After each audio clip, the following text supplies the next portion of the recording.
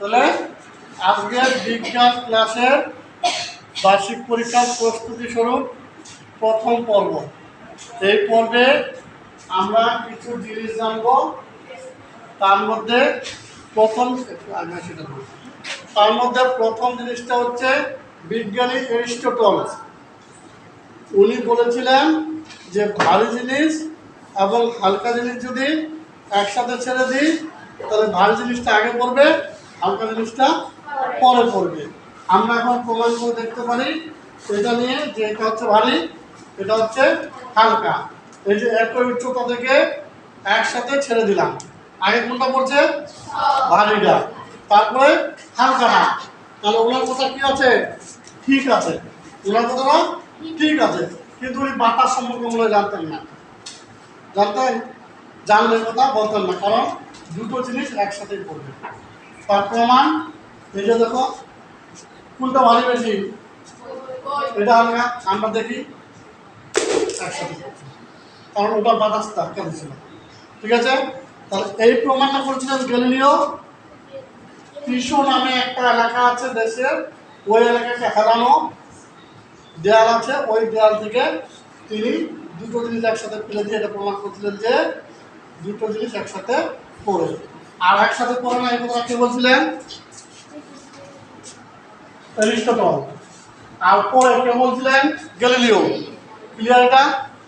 এরপরে আমরা আজকে শিখব বৈজ্ঞানিক অনুসন্ধান পদ্ধতির ধাপ কয়টি ও কি কি। বৈজ্ঞানিক অনুসন্ধান পদ্ধতির ধাপ হচ্ছে 5টা। প্রথম ধাপটা হচ্ছে পর্যবেক্ষণ, দ্বিতীয় হচ্ছে প্রশ্ন করা, তৃতীয় হচ্ছে সম্ভাব্য ব্যাখ্যা দাঁড় করানো, পরীক্ষা করে দেখা, ফলাফল তৈরি। মনে করার আগে বলছিলাম যে একটা জঙ্গল আছে, জঙ্গলের পাশে একটা বড় গোরস্থান আছে, হিন্দুরা যেখানে মানুষ পুরায় বা মুসলমানরা মানুষ বাড়িতে। বলা হলো যে এখানে কি রাতের বেলা ভূতেরা বসে কান্নাকাটি করে। না কথা বোঝা নাই?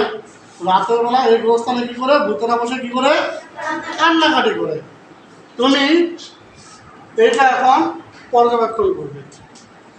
প্রথম কাজ তোমার পর্যবেক্ষণ। এখন তুমি কিছু প্রশ্ন তৈরি করবা। আসলে কি ভূত কান্নাকাটি করে? 1 নম্বর প্রশ্ন। 2 নম্বর প্রশ্ন, নাকি মানুষ ভয় দেখায়? 3 নম্বর প্রশ্ন, নাকি বিড়ালগুলো ছোট বাচ্চাদের মতো কাঁদতে পারে? কাঁদতে পারে না? শুনছো কখনো বিড়ালের কান্না? তারপর কুকুরগুলো মানুষের মতো ডাকতে পারে, কাঁদতে পারে, এগুলো হতে পারে। এই প্রশ্নগুলো নিয়ে এবার তুমি কি করবা? সম্ভাব্য ব্যাখ্যা দাঁড় করাবা। এই জন্য তুমি ওই জায়গা থেকে কিছু দূরে চুপ করে দাঁড়ায় থাকবা। 1 দিন, 2 দিন, 3 দিন, 4 দিন, 5 দিন, 6 দিন, 7 দিন, 1 মাস।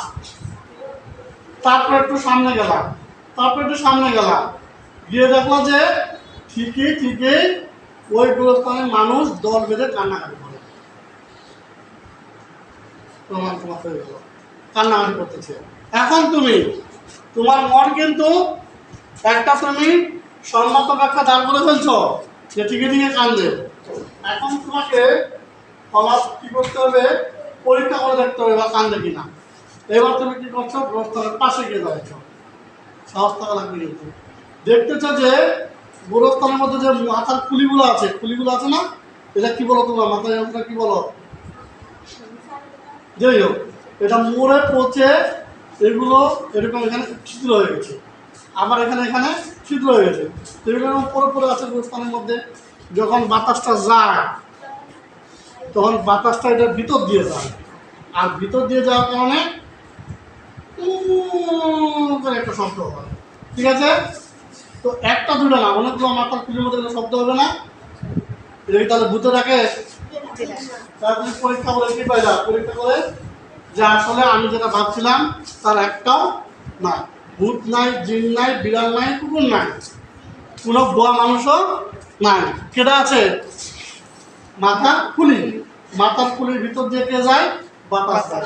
এদিকে তুমি দোয়া থাকবো, মাথা গেলাম নমুর নামবো, তাই না? মানুষ মনে কর সাইকেল নিয়ে যাইতেছে, ওই শব্দ শুনছে, সাইকেল চালাইতেছে তো। ঠিক আছে? ওই তো এক করতে বসছে, তিন করে সব বাতাস গেছে, লুঙ্গি ফেলা দিয়ে বাঁচে গেত, যার নিয়ে দৌড় দিচ্ছে। হয় না এমন না? তো তুমি কি এটা ঠিক কি দেখেছি না?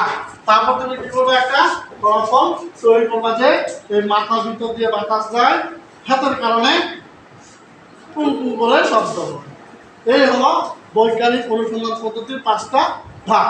প্রথম ধাপটা জোরে জোরে বলো দেখি।